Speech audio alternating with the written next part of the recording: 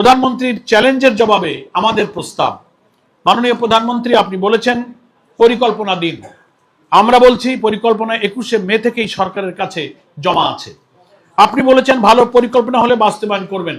আমরা বলছি বিরোধী দলের 10 দফা এবং সংসদীয় বিশেষ কমিটির 12 দফাকে সামনে রেখে আজ থেকেই একটি যৌথ বাস্তবায়ন কাঠামো তৈরি করুন। সরকার, বিরোধী দল, পেট্রোবাংলা, বাপেক্স, বিপিডিপি, প্রকৌশলী, ব্যবসায়ী ও স্বাধীন জ্বালানি বিশেষজ্ঞদের নিয়ে নিয়মিত পর্যালোচনার ব্যবস্থা করুন এবং আজ থেকে 90 দিন পর জাতীয় সংসদে অগ্রগতির প্রতিবেদন দিন। কোন সুপারিশ বাস্তবায়িত হয়েছে, কোনটি হয়নি, কত গ্যাস বেড়েছে, কত সিস্টেম লস কমেছে, কত অবৈধ সংযোগ বিচ্ছিন্ন করা হয়েছে, জনগণ সেই হিসাব দেখুক।